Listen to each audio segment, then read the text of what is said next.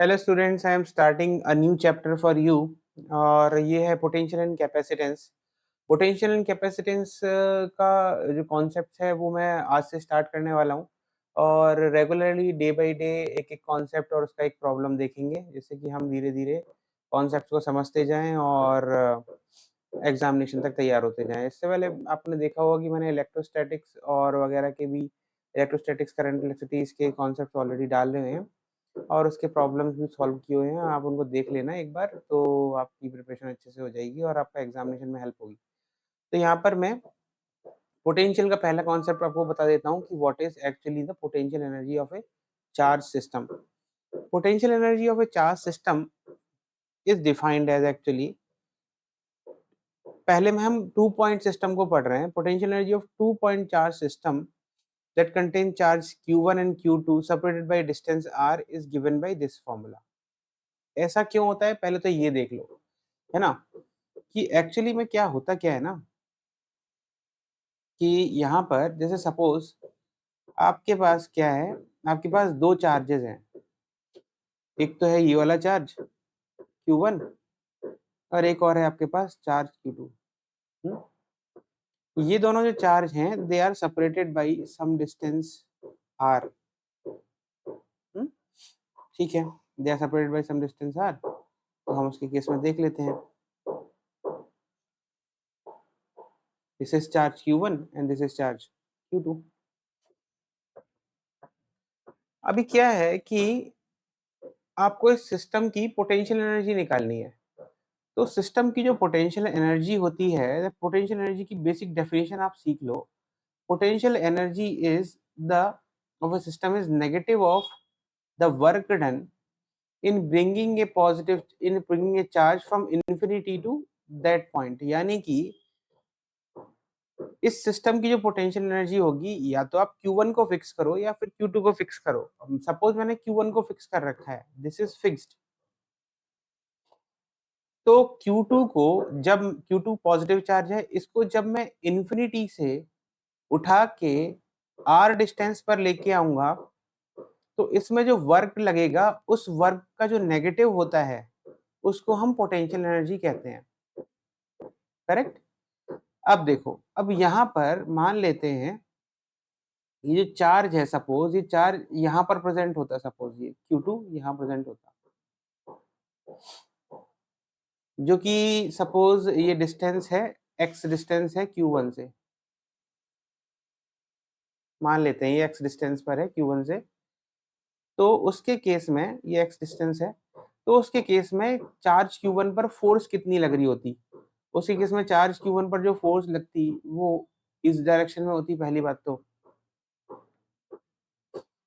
और इस फोर्स की वैल्यू क्या होती, E इंटू Q2। करेक्ट। और इलेक्ट्रिक फील्ड क्या होती है यहाँ पर, क्योंकि चार्ज Q2 यहाँ पर प्रेजेंट है, तो इलेक्ट्रिक फील्ड Q2 यहाँ पर तो है नहीं r डिस्टेंस पर, मैं तो अभी यहाँ पर मान रहा हूँ Q2 को, है ना। तो Q2 यहाँ पर होता, तो इस समय इस पे इलेक्ट्रिक फील्ड क्या होती, इलेक्ट्रिक फील्ड की वैल्यू होती Q1 by 4 pi epsilon not x square, only because of Q1 electric field होती। ठीक, फोर्स होती E इंटू Q2। इसको मैंने क्या किया है, इसको सपोज मैंने इस Q2 चार्ज को अगर मैं अब डिस्प्लेस करता by a distance dx towards the left, by a distance dx towards the left, मैंने इसको डिस्प्लेस किया, तो इस पर जो वर्क डन होगा dw इस डिस्प्लेसमेंट में, वो क्या होगा, dw will be equal to f minus of f into dx, क्योंकि dx लेफ्ट डायरेक्शन में डिस्प्लेसमेंट हुआ है, फोर्स राइट डायरेक्शन में अप्लाई हो रही है। तो उसके केस में तो मेरे पास जो वर्क डन होता है वो क्या होता, minus Q1 by 4 pi epsilon not x square into Q2, जो कि हो गई फोर्स इंटू dx। ये हमारे पास dw हो गया वर्क डन। अब मुझे क्या करना है, मुझे वर्क डन निकालना है। ये हो गया मेरे स्मॉल डिस्प्लेसमेंट dx के लिए जो वर्क डन मैंने निकाला। मुझे वर्क डन निकालना है इस चार्ज को इन्फिनिटी से लेके r डिस्टेंस तक डिस्प्लेस करने में। तो मेरा जो वर्क डन होगा वो क्या होगा, इंटीग्रेशन इन्फिनिटी से लेके r तक dw, this will be equal to minus Q1 Q2 by 4 pi epsilon naught अब ये देखो कांस्टेंट है, इसलिए मैंने इसको बाहर निकाल दिया मेहनत कम करने के लिए, इन्फिनिटी से लेके r dx upon x square. ठीक है, तो पहले तो ये वर्क डन है वो निकाल लेते हैं। वर्क डन इन्फिनिटी से लेके आर तक मेरा जो वर्क डन हुआ वो क्या हुआ, minus Q1 Q2 by 4 pi epsilon naught into -1/x from infinity से लेके आर तक। तो ये जो वैल्यू हो गई मेरी क्या हुई, ये वैल्यू हुई मेरी Q1 Q2 by 4 pi epsilon naught r. ये वर्क डन आया, पर मुझे क्या पता है potential energy is negative of this work done. तो पोटेंशियल एनर्जी की वैल्यू क्या हो गई, minus Q1 Q2 by 4 pi epsilon naught r. इसीलिए जो potential energy of a system of charge is given by this formula. Basically potential energy का आपको basic definition समझना पड़ेगा। ये जो डेफिनेशन है ये यूजफुल होगी for finding the potential energy of a spherical shell also at a certain point. तो आपको ये डेफिनेशन याद रखना पड़ेगा। This definition is very important. Potential energy of a system of charges, it is the work negative of the work done in bringing a positive charge from infinity to that particular point, जिस point पे आप potential energy निकालने की कोशिश कर रहे हो। Correct, तो ये फॉर्मूला बहुत इंपॉर्टेंट है। ये अब सिस्टम ऑफ चार्ज की हमने निकाल लिया है ना, सिस्टम ऑफ चार्ज की मैं एक्चुअली आपको आज सिखा रहा हूँ। तो अब अपन चलते हैं नेक्स्ट कॉन्सेप्ट पर। अब सपोज मान लो आपको 3 चार्जेस दिए हुए हैं, 3 सिस्टम ऑफ चार्ज दिया हुआ है, यहाँ पर जैसे दिया हुआ है, ऐसा दिया हुआ है सिस्टम। अब इस सिस्टम ऑफ चार्ज के केस में आप कैसे पोटेंशियल एनर्जी निकालोगे वो देखते हैं। 3 पॉइंट चार्ज सिस्टम है, Q1 Q2 Q3। तो आप यहाँ पर तरीका क्या है, वे क्या होता है, आपको यहाँ पर 2 के सभी केसेस लेने हैं, मतलब 2 के सेट्स लेने हैं। टेक 2 चार्ज सेट, जितने भी पॉसिबल बनेंगे उतने, और विदाउट रिपीटिशन। पोटेंशियल एनर्जी निकालने के लिए 2 के सेट्स लेने विदाउट रिपीटिशन। ये बहुत इंपॉर्टेंट है। Take 2 charge sets without repetition. ठीक, ये कर लिया आपने। अब देखो ये चीज कैसे करते हैं मैं बताता हूँ आपको। देखो पहले सपोज मैंने इसको फिक्स कर लिया Q1 को, तो Q1 को फिक्स कर लिया तो मैं पहले Q3 से लूंगा इससे। ये क्या हुआ, Q1 Q3 by 4 pi epsilon not R3। ये मेरी पोटेंशियल एनर्जी हो गई माइनस। फिर मैं Q2 से लूंगा, Q3 का हो गया, Q2 से लूंगा इससे, तो ये क्या हो गया, minus Q1 Q2 by 4 pi epsilon not R1 हो गया।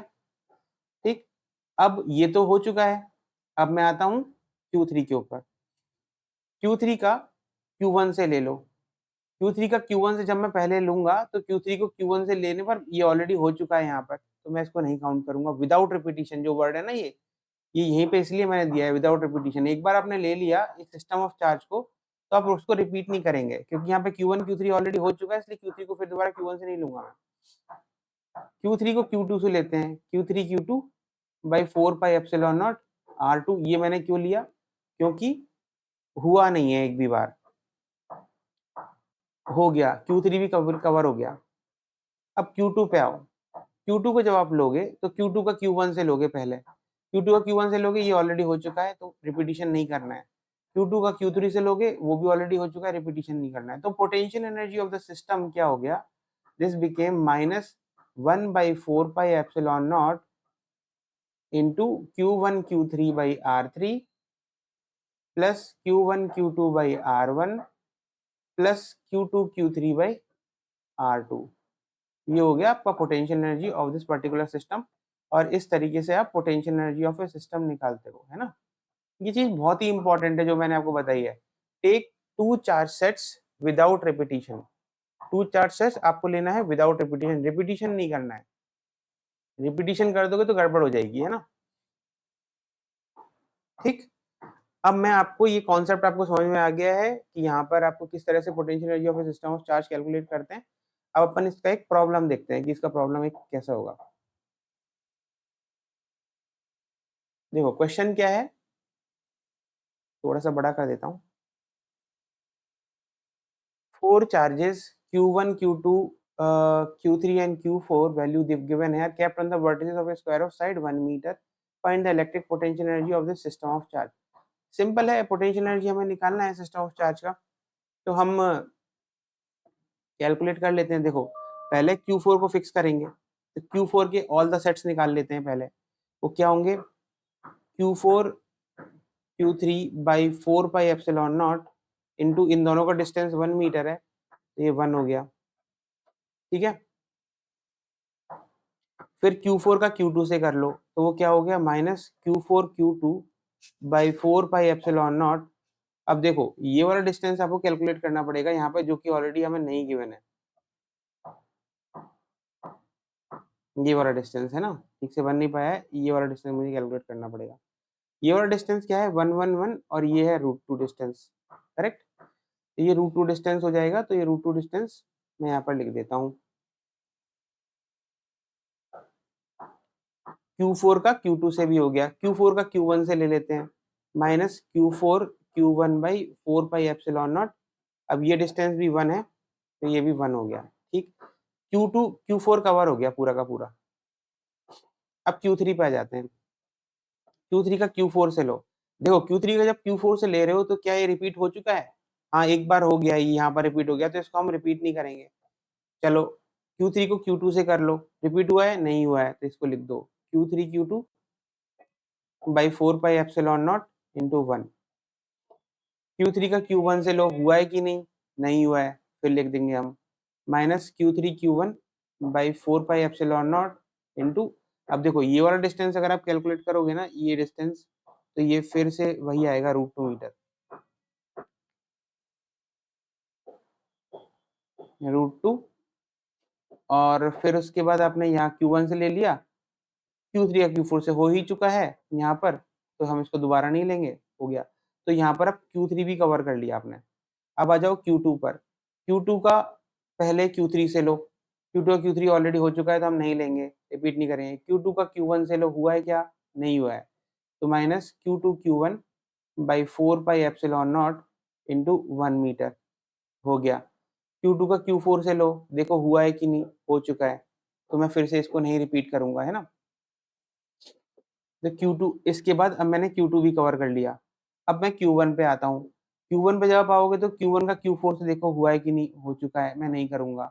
Q1 का Q3 से देखो हो चुका है कि नहीं, हो चुका है, मैं नहीं करूंगा। Q1 का Q2 से देखो हो चुका है कि नहीं, हो गया है, इसलिए मैं फिर से नहीं करूंगा। तो इसलिए मेरे के सारे चार्जेस हो चुके हैं कंप्लीट।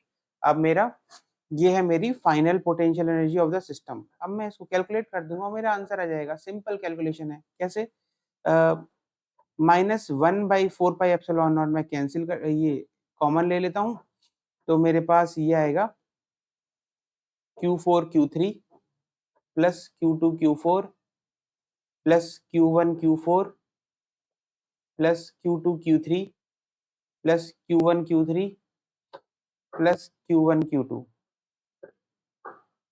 अच्छा एक और चीज है, देखो Q2 Q4 के नीचे बीच में √2 आना चाहिए, सिमिलरली Q3 Q1 के नीचे भी √2 आना चाहिए, और तो किसी में आ नहीं रहा, इन दोनों के बीच में नीचे √2 आना चाहिए, तो ये आपको ध्यान रखना पड़ेगा, ठीक है ना। अभी यहाँ पर वैल्यूज डाल देते हैं और कैलकुलेट कर देते हैं।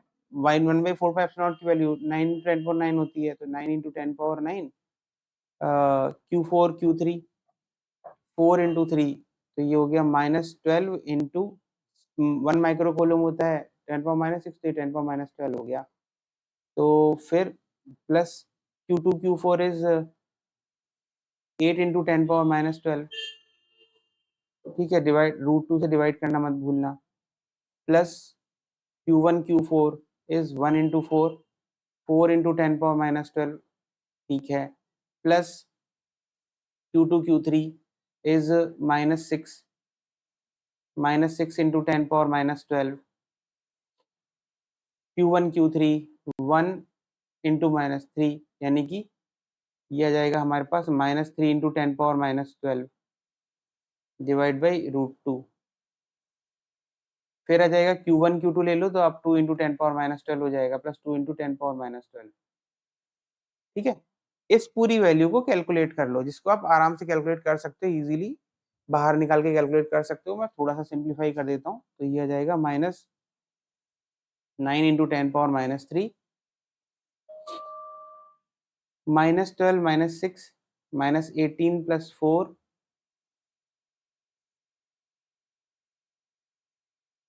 minus 14 plus 2 minus 12. So this will become minus 12 plus 5 upon root 2. तो मेरा जो आंसर आएगा वो आएगा 9 into 10 power minus 3 12 minus 5 upon root 2. This is my potential energy. Energy को आप जूल में लिख सकते हो। तो ये मेरा आंसर आ गया। ठीक है, समझ में आया कैसे कैलकुलेट करते हैं। यहाँ पर ये बहुत इंपॉर्टेंट है कि आप, मैंने जो ये वाला फॉर्मूला सेटअप किया है ना, ये वाला ऊपर वाला, ये बहुत इंपॉर्टेंट है क्योंकि ये आपको क्या बता रहा है कि आपको लेना है set of two, all set of two charges potential energy में, all set of two charges without repetition. ठीक है ना, तो ये तरीका बहुत इंपॉर्टेंट है। इसको मैं, कई बच्चों की गड़बड़ी हो जाती है, ट्राइंगल में नहीं गड़बड़ी होगी जो मैंने आपको बताया था, लेकिन 4 वाले केस में या 5 वाले केस में अगर आप करोगे तो गड़बड़ी हो जाएगी। इसलिए आपको set of two without repetition use करना है पोटेंशियल एनर्जी निकालने के लिए। होप आपको ये कॉन्सेप्ट बहुत अच्छे से समझ में आ गया होगा कि पोटेंशियल एनर्जी हम किस तरह से कैलकुलेट करते हैं सिस्टम ऑफ चार्जेस के लिए। अब नेक्स्ट वाले वीडियो में आपको बताऊंगा मैं कि पोटेंशियल क्या होता है और पोटेंशियल हम कैसे कैलकुलेट करते हैं। फिर पोटेंशियल को हर एक केस में जो हमने इलेक्ट्रिक फील्ड निकाली है, मतलब गॉस लॉ के केस में for the spherical shell, for the solid sphere, सबके केस में पोटेंशियल्स निकालेंगे, उनके ग्राफ देखेंगे। होप आपको ये कॉन्सेप्ट बहुत अच्छे से समझ में आया होगा। अगर आपको ये वीडियो पसंद आते हैं तो इसको लाइक करें और शेयर करें जिससे कि आपके जैसे और भी स्टूडेंट्स इससे हेल्प ले पाएँ, और इस चैनल को सब्सक्राइब कर लीजिए जिससे कि मैं डेली जो वीडियो डालता हूँ कॉन्सेप्ट से रिलेटेड वो आप उसकी नोटिफिकेशन आपके पास आ जाए और आप देख देख के सीख लो। आपका एग्जाम बहुत पास आ रहा है, की तैयारी करते रहो, घबराने की जरूरत नहीं है, सब अच्छा होगा। All the best, thank you.